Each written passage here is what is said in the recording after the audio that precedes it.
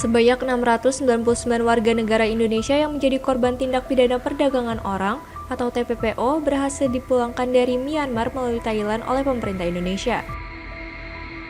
Direktur TPPA dan TPPO Bareskrim Polri, Brigjen Nurul Azizah, mengungkapkan pemulangan tersebut dilakukan dalam beberapa tahap selama Februari hingga Maret 2025. Nurul menjelaskan, modus perekrutan para korban dominan dilakukan melalui media sosial seperti Facebook, Instagram, dan Telegram.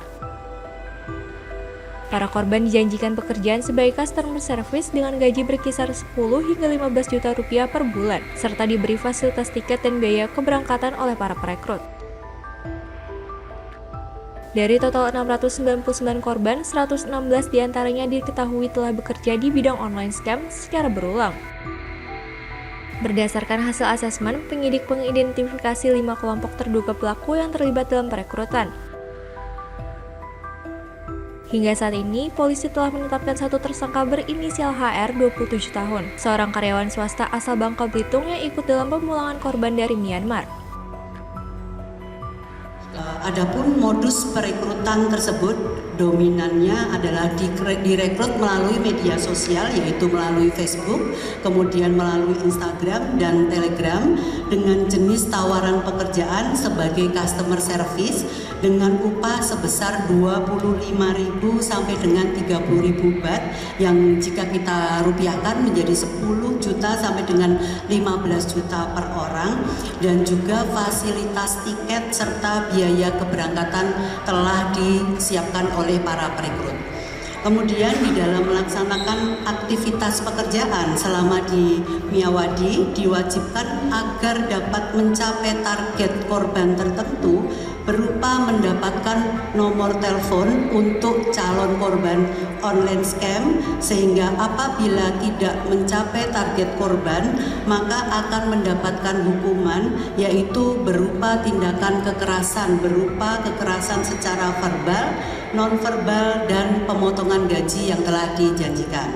Selanjutnya, dari 699 orang tersebut, sebanyak 116 orang telah bekerja sebagai atau dalam bidang online scam secara berulang.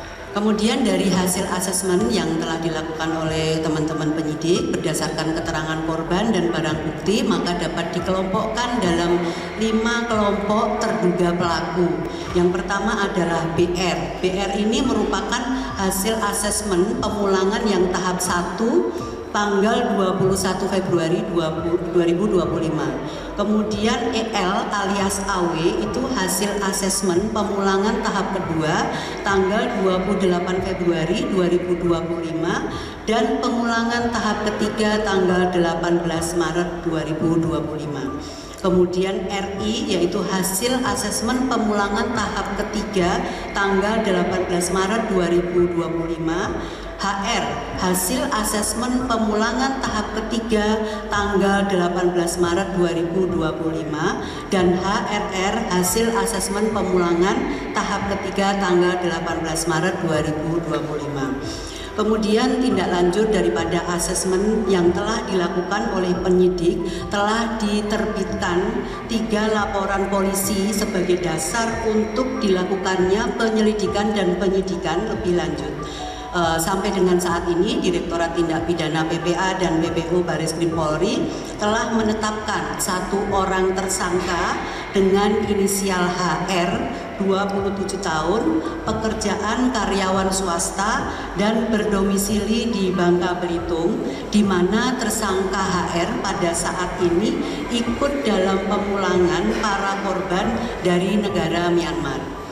Kemudian modus operandinya yaitu bahwa tersangka menjanjikan atau menawarkan pekerjaan sebagai customer service di luar negeri dengan negara tujuan Thailand, namun korban diberangkatkan ke negara Myanmar dan bekerja sebagai pelaku online scam, dan korban tidak mendapatkan upah sesuai yang telah dijanjikan. Adapun pasal yang diterapkan yaitu pasal 4 Undang-Undang Nomor 21 Tahun 2007 tentang tindak pidana perdagangan orang dan atau pasal 81 Undang-Undang Nomor 18 Tahun 2017 tentang pelindungan pekerja migran Indonesia dengan ancaman paling singkat 3 tahun dan paling lama 15 tahun penjara, dan denda paling sedikit 120 juta dan paling banyak 600 juta.